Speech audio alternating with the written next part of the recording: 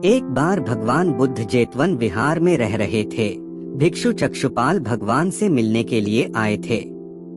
उनके आगमन के साथ उनकी दिनचर्या, व्यवहार और गुणों की चर्चा भी हुई। भिक्षु चक्षुपाल अंधे थे।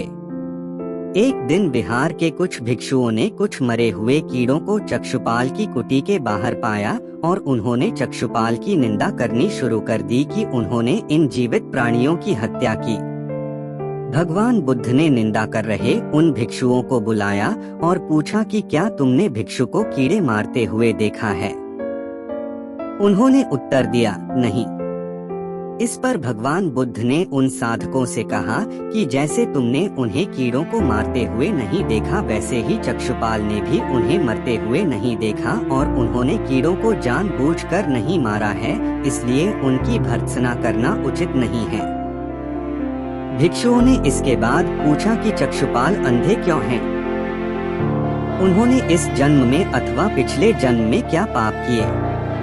भगवान बुद्ध ने चक्षुपाल के बारे में कहा कि वे पूर्व जन्म में एक चिकित्सक थे।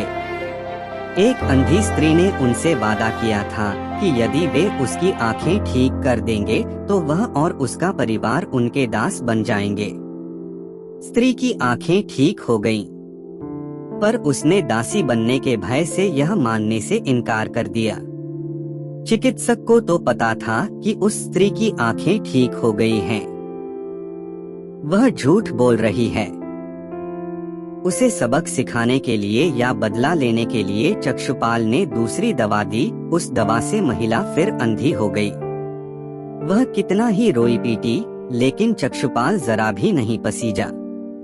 इस पाप के फलस्वरूप अगले जन्म में चिकित्सक को अंधा बनना पड़ा।